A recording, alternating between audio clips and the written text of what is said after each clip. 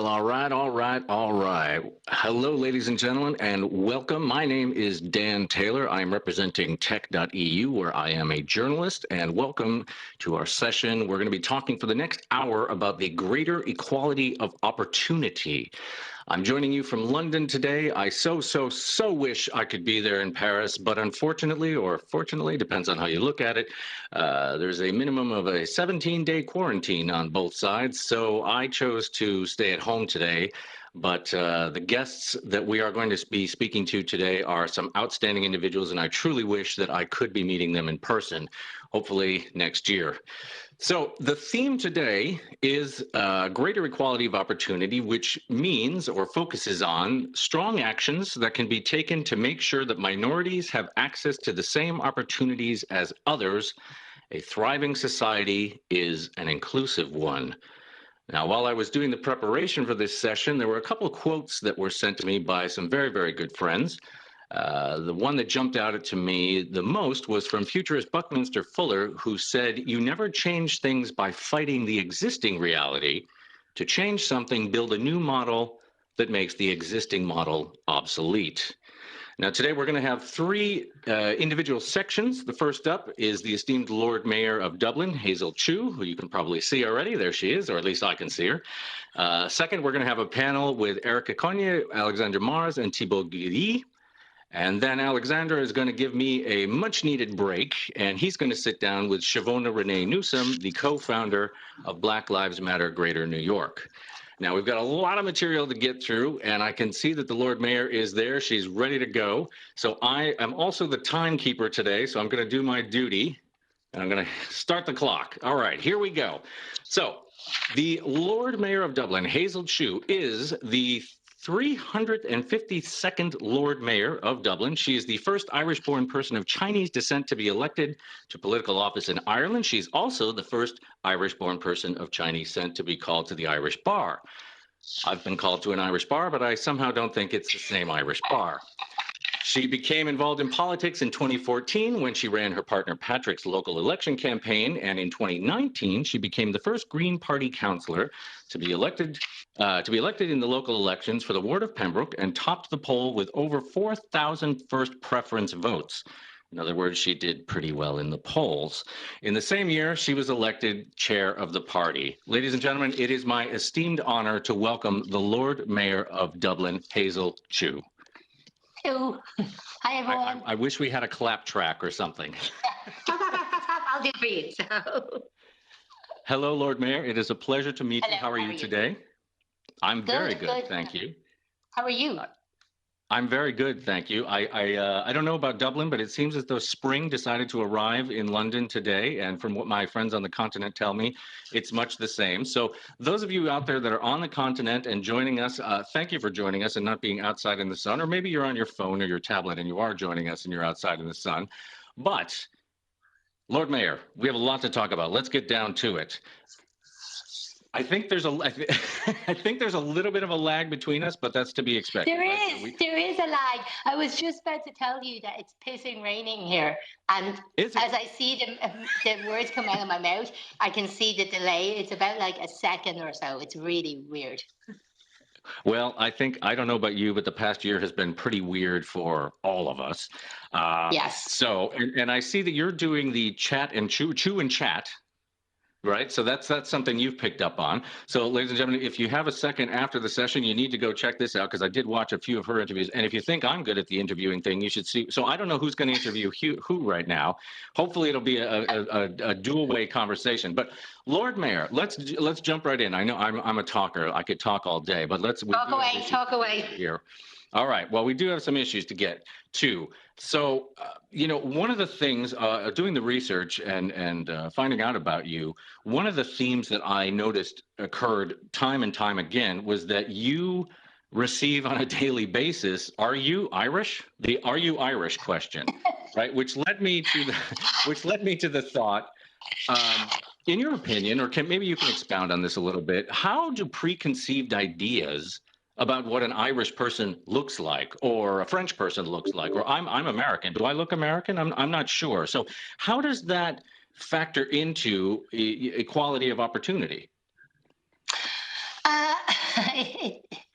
There isn't it. That's the problem. When we look at equality of opportunity, we look at the fact that there is unconscious bias there, no matter in what industry you're in. Like I've been head of function for a multinational. I've worked for NGOs.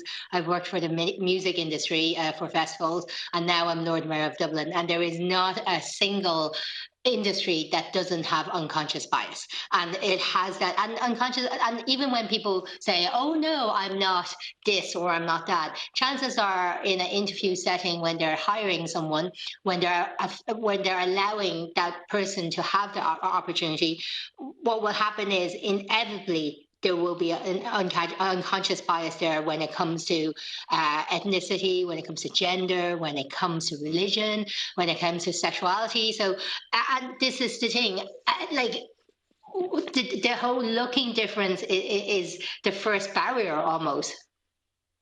Right. Okay.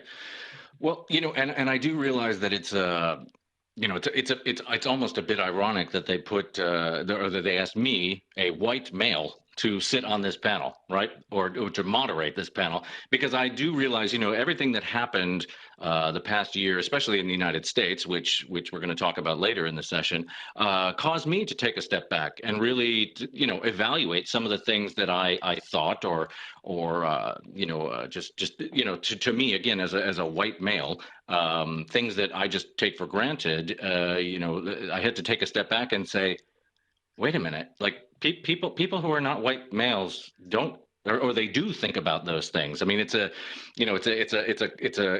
thing for them where it just is not a thing for me. And hopefully I do, hopefully on a daily basis, I try to remind myself of, hey, you're a white male, which means you are kind of rising above the bias, or you're the one dishing out the bias.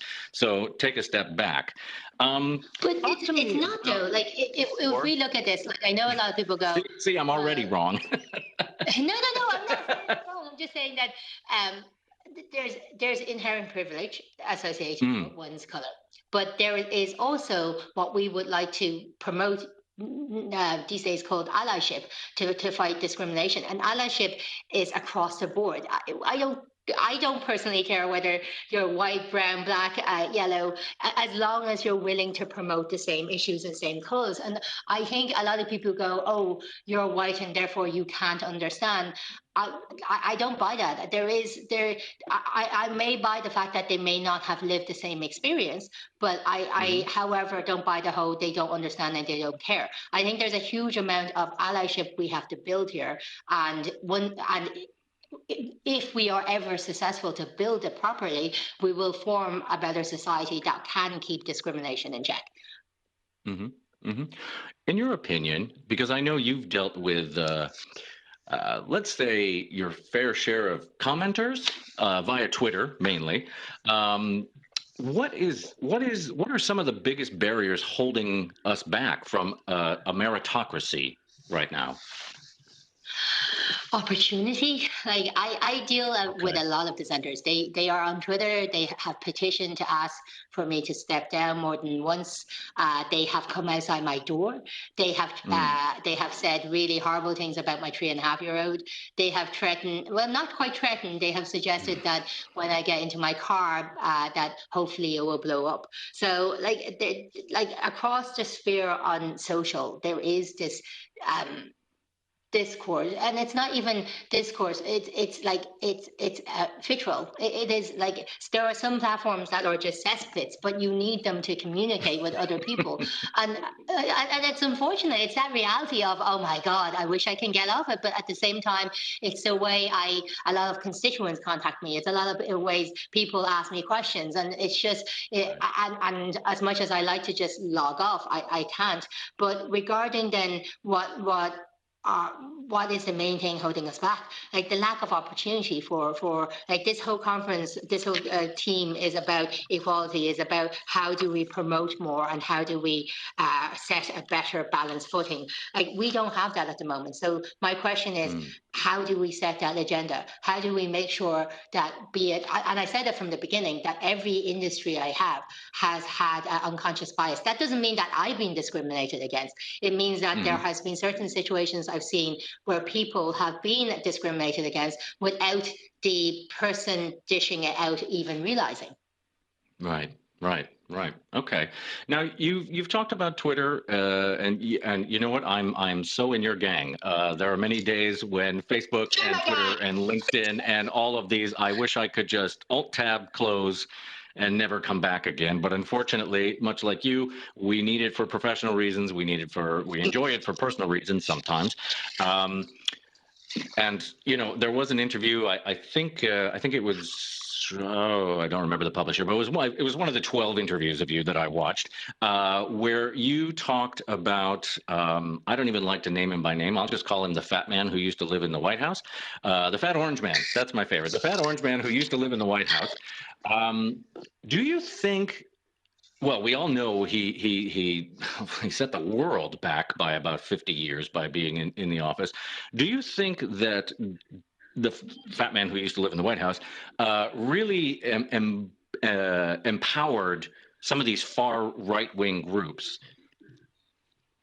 I think he did. I like your description of him. It's very accurate. But he absolutely empowered them. He empowered and gave them an outlet. And this is the issue we have. He managed to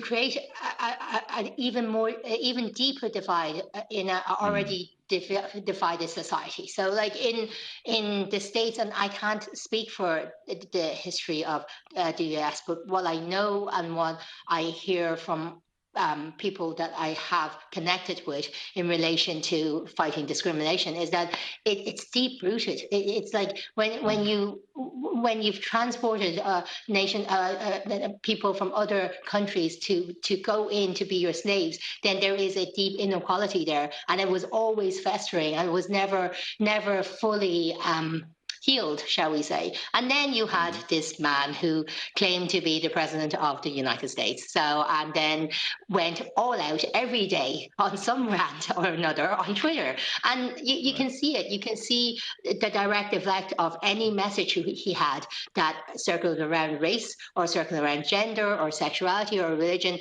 automatically then became a subtopic in some Reddit group or in Telegram or in any of those sites that some far-right groups would tend to use more. So, and I've seen some of those conversations. They're nothing short of disgusting of what the conversation becomes, thanks to one very orange person on a very big platform being able to say this is what my idea of everyone in the world should be. So, and this is the problem we have, like the opportunities that we seek to make for others. He had the perfect chance to do that. So in his platform, he had the perfect chance, and he didn't, and he divided others more. And my fear these days is that as the divide deepens, and we refuse to compromise and refuse to bridge that gap, and we refuse that things will just become further and further apart. And that state is something that we don't want to be in. Right. I very much agree. During your campaigning, you talked a lot about ensuring equality and fighting against racism. What have you done so far? What are some of your policies? Tell us how you yourself in the city of Dublin are creating more opportunity. Well, this morning, I launched the first Intercultural Ambassador program. Funny enough, it's timely. I've done something this morning to do with it. I launched the first ever Intercultural Ambassador program. So that's 16 ambassadors within Dublin that will help people directly on the ground from other countries that wants to integrate and feel included in the country. The reason why it was important was because I look at my own parents. They were immigrants here 45 years ago. They came here separately. They didn't know each other beforehand. They met over here. They didn't speak their language. They didn't know anyone. It was really difficult. Their story isn't different to a lot of immigrants I know, where they just worked and they build a life for a better future for their kids. And what I realized when I got enrolled was, first, we needed an integration strategy framework that was inclusive, that worked across the board of all Dublin city services. The second was that within that integration framework, we needed intercultural ambassadors, because a lot of people don't understand how to get the services they want. They don't have the language to go and get the services and support they want. And that's where the intercultural ambassadors role will be. It's 16 people from different countries, different backgrounds, with the knowledge and the language to try to help certain people that are just emigrated into the country or have been here for a long time but feel need for support. And then the other things I've done in relation to fighting discrimination in the role, I'm looking to set up a traveller-specific accommodation subgroup. So travellers are an ethnic minority here in Ireland, and they have been oppressed for so many years, for decades. There was once upon a time, actually I think it's still there, where there was a law passed that was to assimilate them into settled society. So i.e. stripping them of all their identity, trying to assimilate them. And wow. And since then, their living conditions and their health conditions have been appalling. The suicide rate among traveller community is one of the highest within Ireland. And this is why the accommodation side of things was really important. And I'm looking to set up a subgroup that will look at in a permanent structure, how do we improve conditions for travellers? And then I've been working on also equal pay campaign. Equal pay campaign is a gender issue, but again, it's back about the discrimination. Our gender pay gap at the moment is 14.4%, which means a woman can stop working in November because the last month and a half of her work, she's working for free. So that's what I've been trying to push on as well. Wow. Wow. Wow.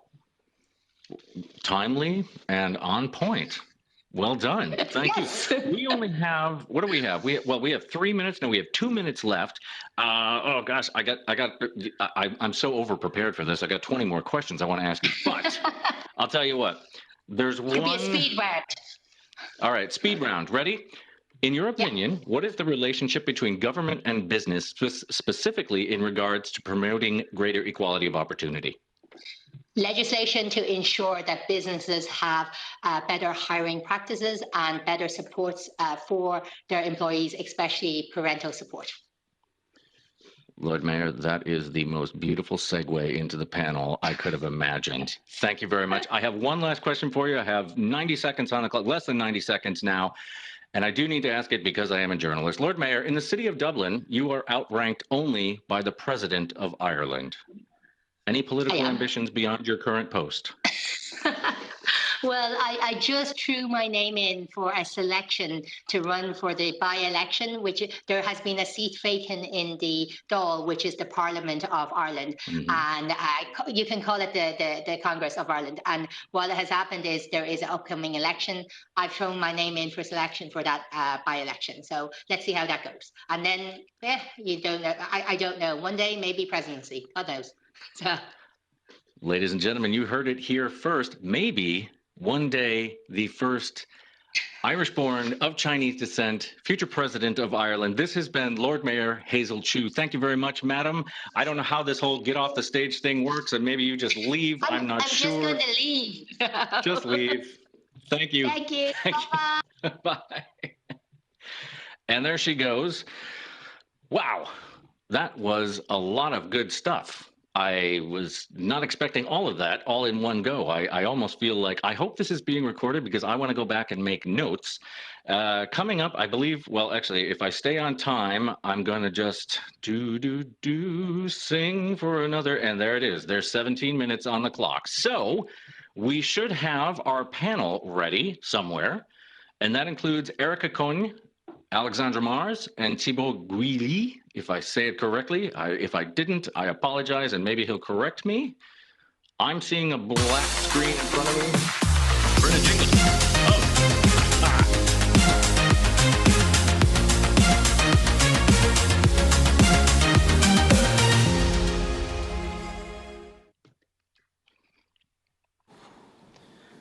And I am back on. Hey, Dan. Oh, and you can hear me. I can hear an echo of myself, but that wouldn't be the first time. My goodness, look at you beautiful people. They're all in one location. I so wish I could be there with you. And you're not wearing masks and you're indoors. My God, this is such a foreign feeling, isn't it? It is. It really is. Well, ladies and gentlemen, if you're just joining us, which I hope you're not, because you just missed a fantastic panel by the Lord Mayor Hazel Chu, sitting down with us today are Ericka Cogne, the Executive Director of the Telemaque Institute, Alexandre Mars, an entrepreneur, philanthropist, and author, and from what I've heard, generally nice guy, and Thibaut Guilluy. Did I do it right? Maybe I did it right. Guilluy. No, I didn't do it right. All right. Well, I'm going to ask them all to introduce themselves anyway and give you a little bit of an background about what they do. But Thibaut is the High Commissioner for Employment and Business, serving under Elizabeth Bourne, Minister of Labor, Employment and Economic Inclusion. Lady and gentlemen, welcome to the panel here today. As mentioned, could you just maybe go down the line and pronounce your names for this poor American who cannot, je parle un petit peu de français, but I don't always get them right. So tell the folks at home, tell the folks there who you are, what you do, and why you're here. Ericka? You have to start. Thanks. So I'm Ericka Cogne. I'm the CEO of Telemaque, an NGO that works with underprivileged kids within France in 70 cities. And we do develop mentoring programs since 15 years. And I can detail later on. Thanks, guys. No, please, the worst able to speak in English at last. So I think I will start. So I'm Alexandre Mars. I'm the CEO of EPIC. It's a nonprofit. We try to select great social organizations. And by the way, we are very lucky to have Ericka and Telemaque, just one of their portfolio organizations. So we travel the world every year to find and select very few nonprofits who will be changing lives of the underserved kids. So that's EPIC, and I'm also the CEO of Bliss. Bliss is a venture fund. It's a very specific one. It's one of the first big corp venture funds. It's the vision we have is how can we bring something positive in the world of finance. So it's a long story. I'm sure, Dan, you will be very excited to know more. I am indeed. And I'm Thibaut Guilluy. And before to be High Commissioner, I was a social entrepreneur for 20 years. And I have been creating more than 10 social companies, and always my goal was to help people to be able to get a job, to get an employment, to get self-confidence, and to be able to make their own life. And since 1 year, I decided to join the government to make the same thing, to innovate and to try to bousculate, to challenge how we conduct public policies to help all the people, and especially youngsters, to get a job and to make their life. Fantastic. That's what I try to do with and to mobilize the companies. So we do something a little bit the same thing when Alexandre Mars. He tried to get from companies and to entrepreneurs their money to make nice cause to help causes, and I try to do the same thing, but from my position in the government, and to mobilize all the companies and all the entrepreneurs to develop themselves by helping other people to develop themselves. Now, Thibaut, you're already jumping into one of my questions, man. Hold that clause thing for later, right? That's one of my killer questions for this whole session. So don't get ahead here. Now, we do have a panel, right? So I'm going to throw out some questions. Feel free to interact with. As a matter of fact, please do interact. I'd love to see business and NGO and government interacting. If we could have all of that in the real world more often, I think we'd all be getting a lot further ahead, a lot quicker. But one of the things that I just asked the Lord Mayor about, and I want to put to each one of you and see what your individual and then maybe some collective thoughts on it are, but that is, what is the relationship between government and business, specifically in regards to promoting equality of opportunity? So Thibaut, do you maybe want to start with that one? Yeah, I do think that we cannot cope with the biggest social issues like the diversity, like employment, like computational training, if we think only from the public box, and we need to build everything with the society, with the NGO, because I'm really convinced that there is no social public policies which did not come from social innovation. And if you think about the way we are doing the things in the society, always the idea did not come from a minister or any office in a ministry, but always on the ground with the civil society. So what I try to do and what I believe in is that we have, as public responsible, we have to be able to open the ears and to see what's going on in the country. And if we see that something is good for the country, something is small cost and big impact, so we have to help it to become bigger. It's what we try to do with the mentorship, for instance, like Ericka Cogne is doing. Yes, I've done a lot of reading about that. Ericka, maybe you could take it over from there. You know, the relationship between government and business. Now, Thibaut just mentioned the mentorship, which, correct me if I'm wrong, but that's pretty much the heart of what Telemaque does. Maybe tell us a little bit about that. Exactly. So since the NGO was created 15 years ago, the purpose was really to join the education actors and the business actors, because basically the problem is that our disadvantaged kids lack from knowledge, understanding, and network from the business, and so they could prevent themselves from succeeding. And it's very important to open the doors of companies, to make them meet mentors within companies of different size, and then it could make them be more confident, to trust in their future, and therefore to go beyond what the initial thoughts about their future. So, and also it's important to embrace their parents who mainly lack network also and knowledge of studies and of employment. And so we really need to work together, the school, the teachers, the parents, and the kids and the business to make a better world together.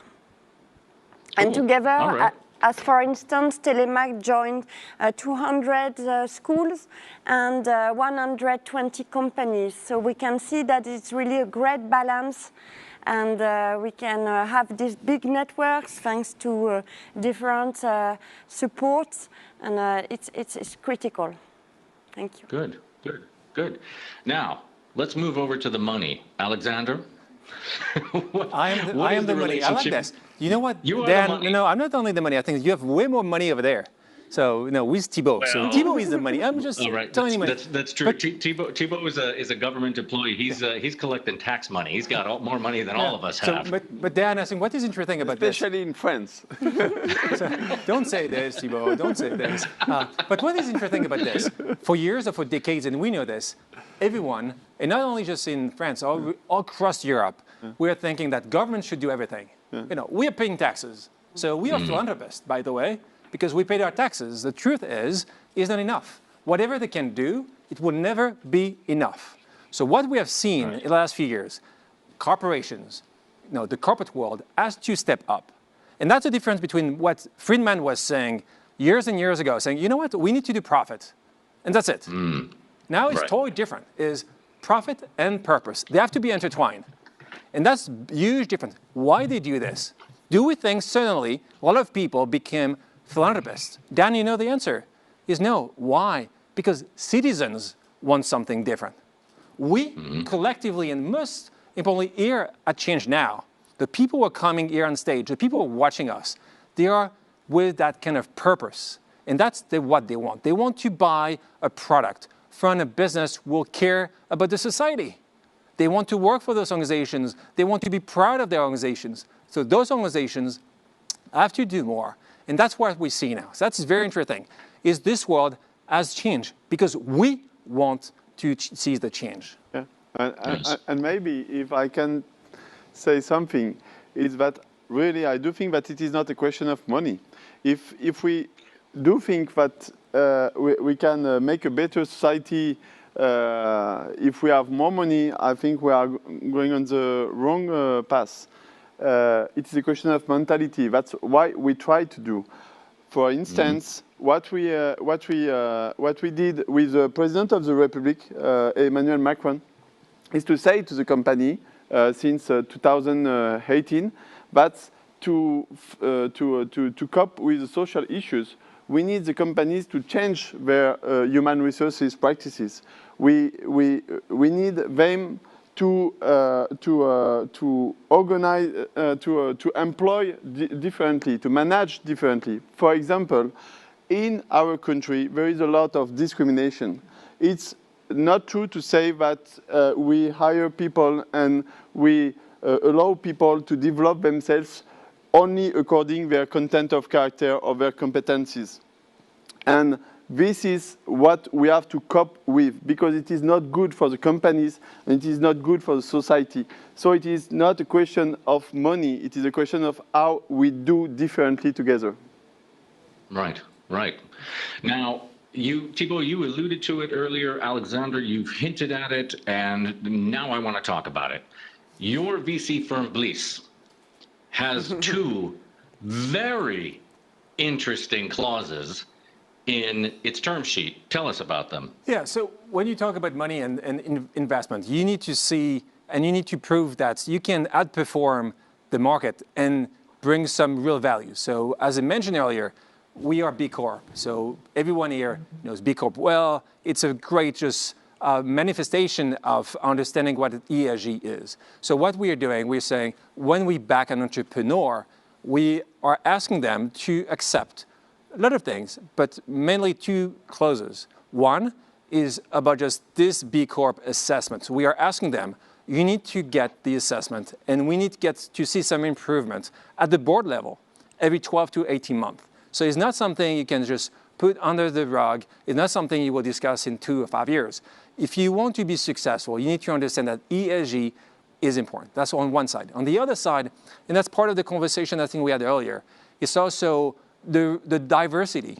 You cannot run businesses without a real diverse employees. So that's why we are asking them. So for every single position you have, you need at least to interview someone coming from this diverse background. Could be on the gender side, it could be just on the social side. It's for sure on different side. Diversity, as we know, is pretty broad.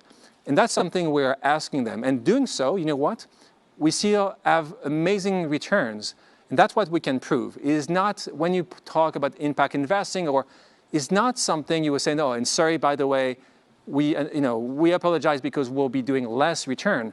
If you do good, if you back the right entrepreneurs with this mission embedded at the core, you can have better results. And that's what we are proving at Bliss. I've looked at some of your returns, and ladies and gentlemen, I can hereby confirm he's not kidding. Ericka, I want to talk to you about, well, actually, I want to talk to all of you about, but Ericka specifically, start us off. The heart of Telemaque is a mentorship program.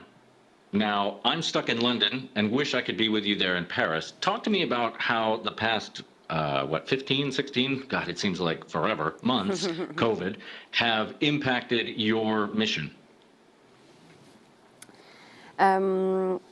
So basically, what is important as a mentoring NGO, I think for Telemaque and for other NGOs, is really to understand the profile of the kids, of the teenagers, and then to adapt indeed the program to their profile, to their needs. What we do as Telemaque is we select young kids very early because they are 11 years old, and we will support them through a double mentoring program during 6 years. And we discussed that with Thibaut just before during the session. It's very important since they are very young to involve their parents into the path. Why this is important also to have a double mentoring program is because there is complementary role between the mentor from the business and the mentor from the school. And it's really important. We always say it takes a village to raise a child. And this is what we do experience every day in our programs. And indeed, the kids, the mentors, the parents, the school, the institution, the business, all a village to raise a child.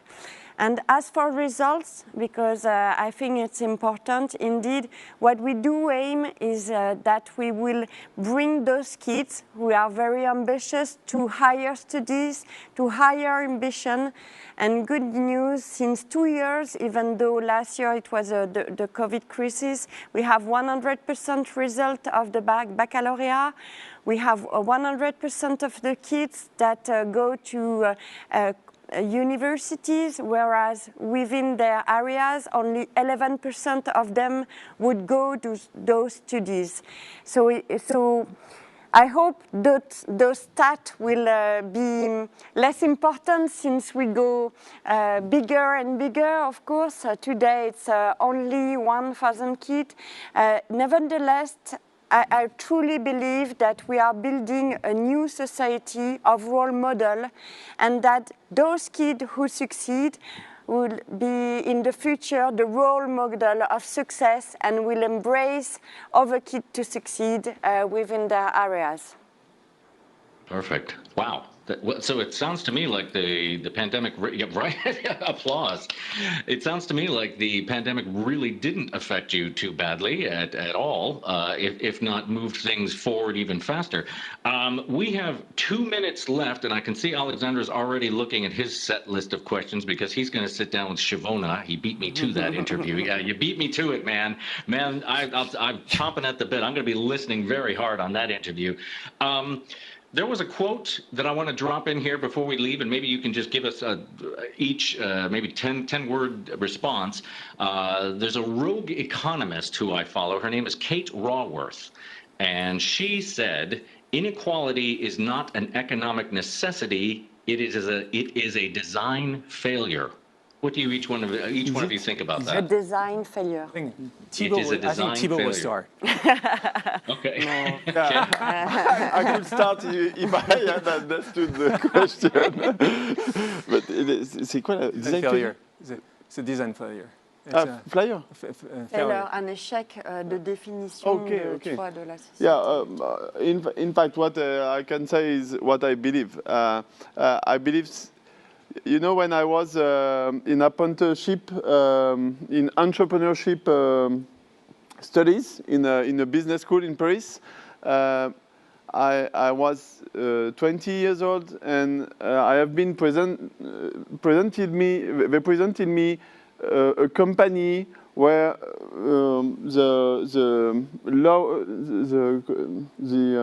rate of the EBIT, you know, the EBITDA of the company, and the ROI, comment on dit, return on investment, was the key the key facts to make a good company. And I was 20, and I said, but what is this? Entrepreneurship, and it is far more than this. It must be useful.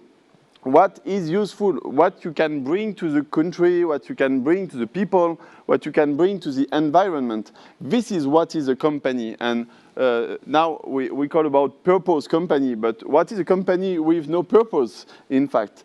And so we have to understand that a company is not to make profit, but to serve a purpose. And to serve a purpose, of course, you're useful, and so people are ready to pay for it, and so you can be profitable to develop your services. This is what should be economy, and all. But what is to understand is that the School of Management, the way of thinking the companies since too many years has diverged from what is the good sense of the company. I'm sorry, but because it's difficult to speak about this in English, but it is a highly complex subject, and I hate to do this. I hate to cut you off. And Ericka, do you have like 10 words that you can give me? Because Alexandre's already given me the get off, man. It's my interview time. Come on, I gotta go. 10-word response, Ericka. No, maybe as you spoke about design failure, and to join Thibaut's meaning, it's really important to redesign the future. And to redesign the future, I think indeed we need to make the business mission evolve, but we need also to make the state mission to evolve, all the different institutions, all the different territories, and to redesign also indeed what could be each one roles for the kids, for them to succeed. And maybe we can make it clear what is each one role within this design scheme. That was the longest 10-word sentence I've ever heard. But beautifully the said. best one. But beautifully said. Sorry. Ladies and gentlemen, that is time. We are over time. I'm going to hand it over to Alexandre. He is going to sit down with Chivona Renée Newsome, the co-founder of Black Lives Matter Greater New York. Alexandre, I will hand it over to you, and I'll be back at the end of your session to close things out. Have a great interview. Thank you, Dan. Thank you for everything. Thank you. Thank you, Dan.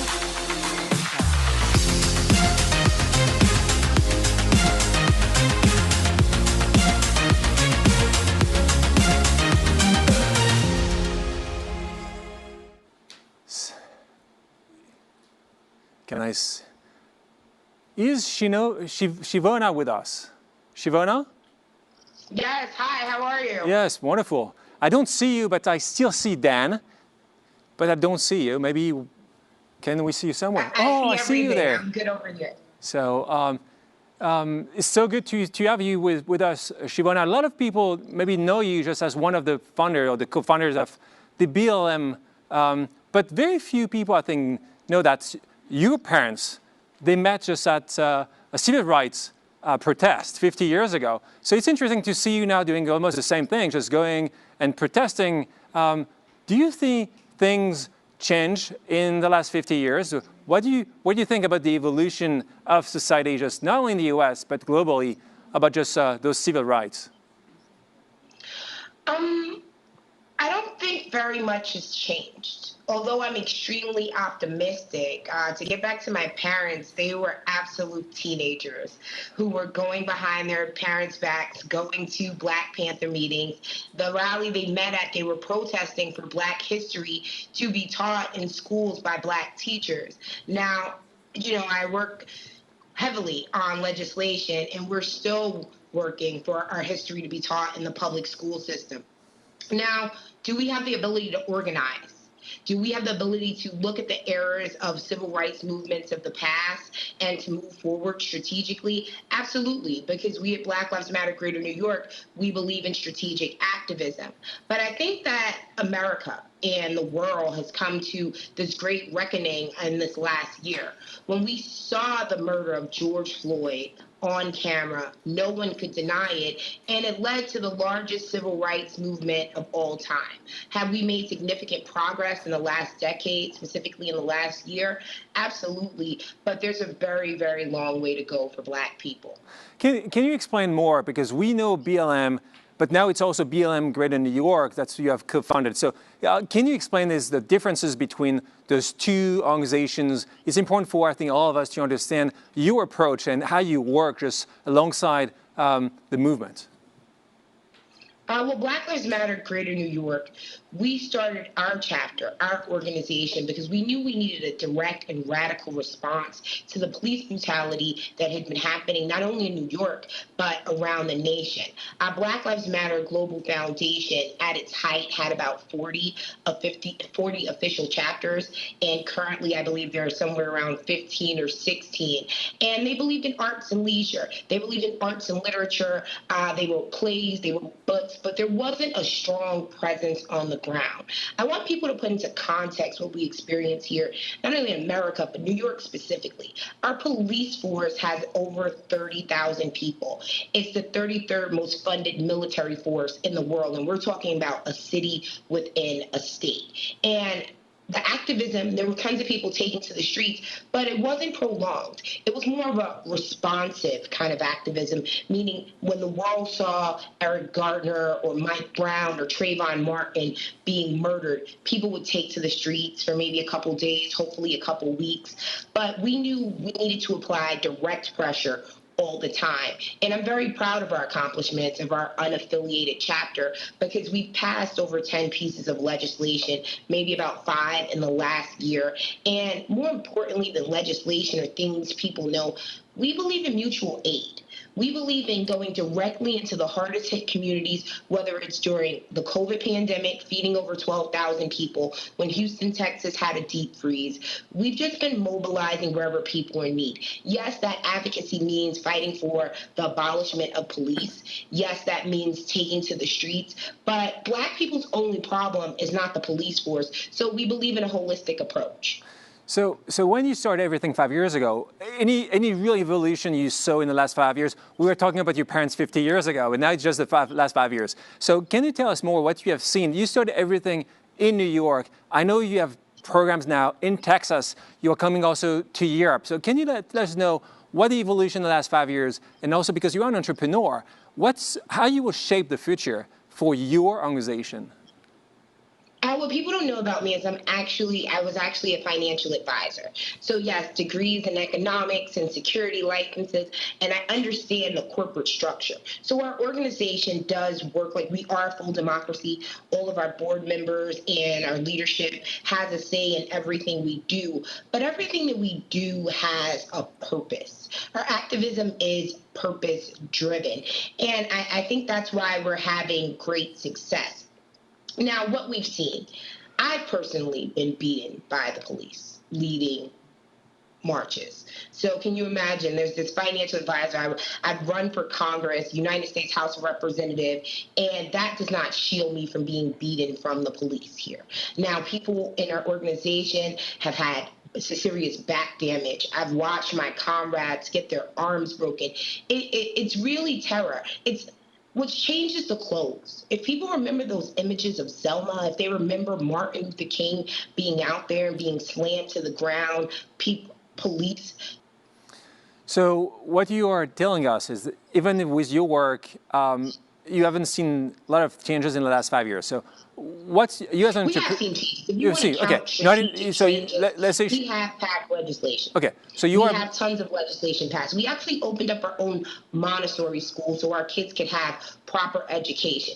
We've sent Alexandria Ocasio-Cortez to Congress. We were the first organization under Black Lives Caucus, that's our political arm, to endorse her infamous run for office. So we have legislation, but how can you be satisfied if there isn't full liberation. If people think that the biggest problem of Black people is that the police beat us, no, it's systemic oppression. There's systemic racism. And I think the change now is that people are talking about that. If we close every single precinct in this nation, if we closed it, Black people would still have a problem. And that's what I really like your audience to understand. I know people care a lot about environmental activism, but it's actually environmental racism. People don't understand that people who look like me live in the worst environments, meaning they have the highest rates of respiratory problems, diabetes. Black people in America are still denied adequate health care, as we've seen with Serena Williams, who almost died while giving childbirth. When we look at the wealth gap, because it seems like Black people have been deemed in America as lazy since we stopped working for free, and that is very untrue. If I went into a job, if I went back into the world of corporate America, there's a high likelihood that I would be paid way less than my white counterpart. Then we get into housing. The COVID pandemic has sent people into a frenzy, meaning people have not been able to pay their rent for a very long time. And right now, if the United States government held off their rent and mortgage moratorium, we're talking about 75% of the people who will be homeless and living on the streets are Black. So that's why our approach is a little different. We're in the process of opening up 10,000 new jobs in the Bronx, which is one of the nation's poorest congressional districts, and another 2,000 in homes. And yes, we did that with partnerships because we are, at our core, a very grassroots organization. So that's interesting. You need money. So let's talk about this. I think it's never fun to talk about this. I can't believe you said that. It's very true. But yes, we so let's be clear. Just I know, and everyone can feel your passion, and it's a struggle and it's a fight. We know this. But to fight, you need money. You need ammunitions and shields. So is that hard? To raise money. You are an organization, as you mentioned, a grassroots organization. If you want to perform, if you want to do good thing, you also need more money, more means to get there. So, and that's a good thing. You have a great place now. A lot of people can, and I'm sure, share some of your vision. So what you want to ask, what do you need?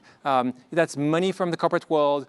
We understand that legislation and working with the public government are key, but what else do you need from the people who could watch you today? You took the words out of my mouth. Just to be transparent, I'm always very, very, very uncomfortable asking for money.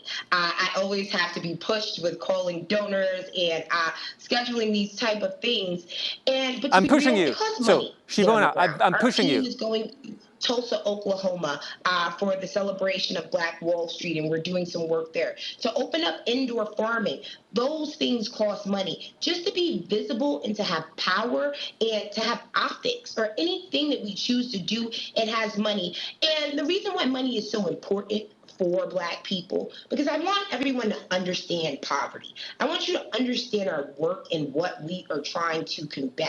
There has been a disinvestment systemically from the Black community. Everywhere where you see the highest rates of murder, because that's always the counter argument. What are you doing for your own people? Why is there gun violence? Wherever you see the highest rates of unemployment, there's the highest rates of murder. So pretty much, I need help helping poor people. I need help to eradicate poverty. I need help to feed families. Because before this global pandemic, people were already living in a pandemic of racism in America. So right now what we're shifting to is, because I want to be transparent. I want people to really understand and to know what we do.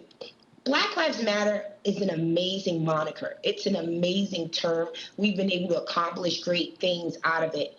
But it's coming to an end. The same way that the civil rights movement had its time period, you think Malcolm, you think Martin, and what we're moving into is Black opportunities. And those programs that you talked about that are happening in Atlanta, Georgia, and are happening in Houston, Texas, that is about empowering people to empower themselves. So we're working on building a campus where Black people can farm, because the highest thing that kills us, more so than police violence, is the food that we ingest. It's killing our health. What we're also working on is preparing people for automation. The next industrial revolution is coming. So it takes money to train people properly. It takes money to house people. It takes money to lift people out of poverty. And sadly, our government has failed to do that. So let's be real.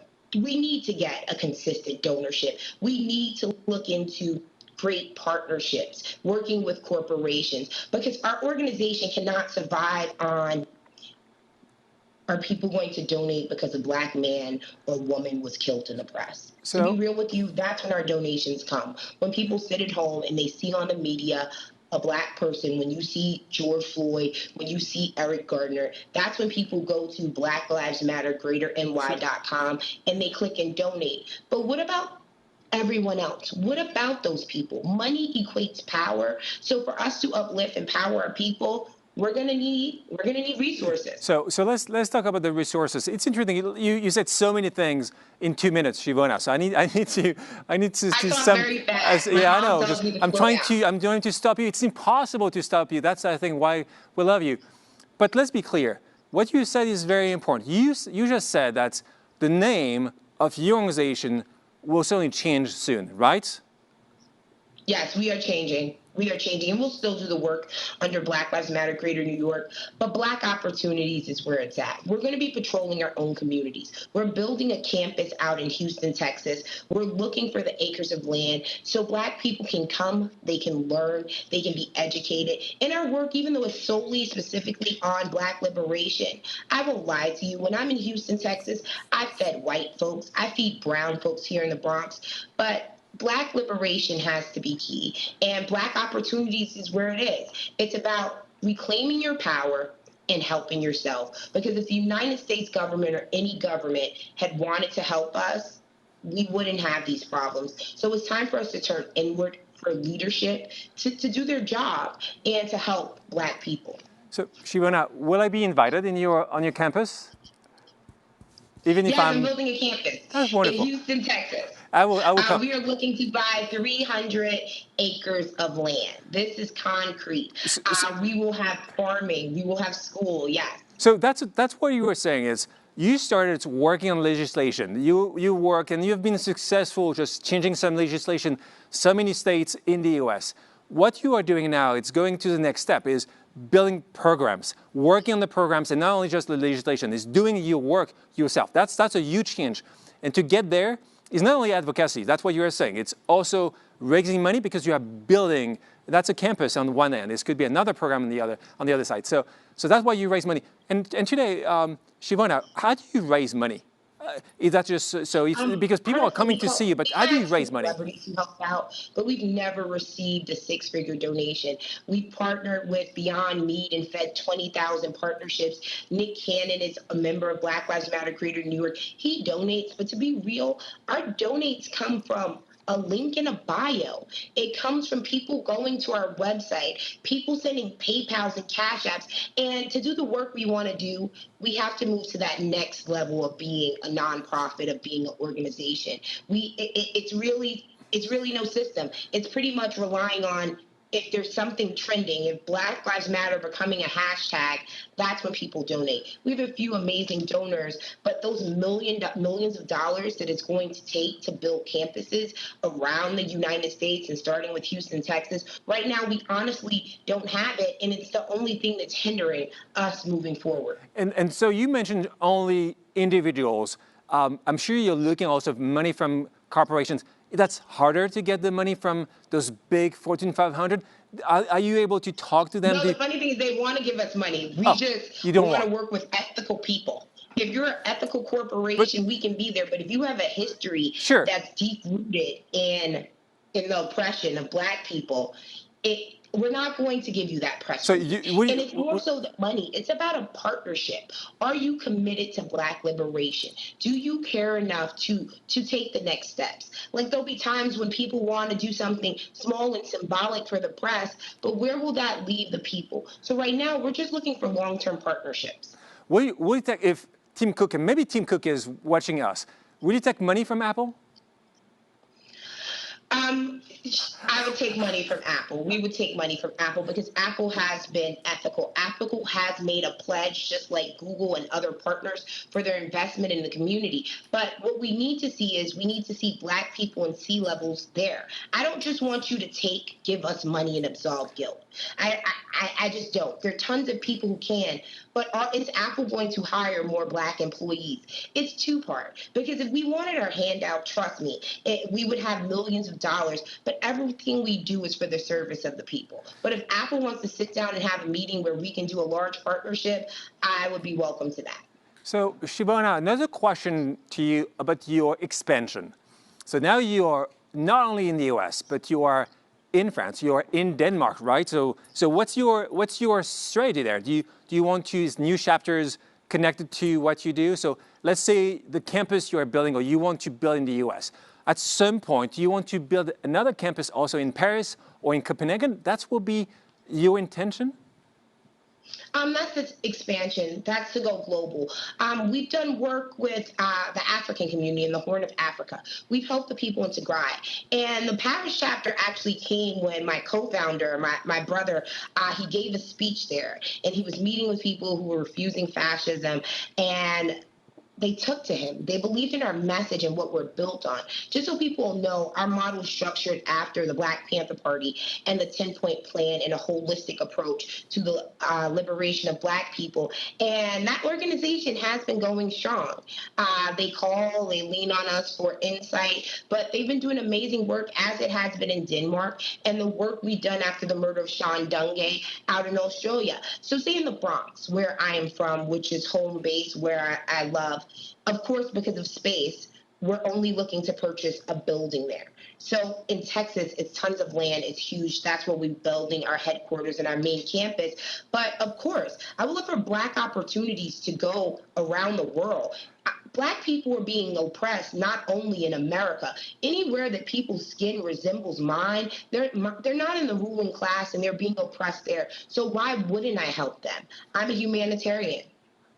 I think we can end on this. I love this last word. You are one of them. And again, thank you, Chivona Newsome, for what you're doing, what you're helping, the fight you are having. And again, thank you, ChangeNOW, for inviting us to have this conversation. Thank you so much, Chivona. Thank you so much for having me. So Dan, are you back? Dan? Hello? Dan? Are you playing the guitar for us today or not? Well, you should. I mean, well, since you asked, I never keep one for. I had a question for you, but that's something. Oh no! I've never been interviewed. Do you know that? How many tattoos you have? It's an easy one. I have 3. One of them is in the works. That's my octopus, which extends on over to here. And there will be the matching part of the story. It's the Tamatoro Hime. For those of you out there who know that story, you will understand, but that symbolizes my love of octopuses and Japanese culture in general. Now, I don't know about you, Alexander, but this has been an incredible session. I learned a lot. I almost feel guilty for coming back and taking up the time to close it out. I wanted to tell the guys backstage to say, I hand my time over to Alexander and Chivona. Please keep going. I know you had about 7 more questions for her, which I could have listened to it all day. But, ladies and gentlemen, that is it. We are out of time. We're going to hand it over to somebody. I don't know. There's probably another session coming up. It's getting late in the day here. And Alexander, I'm very much looking forward to the time when you and I can meet in person.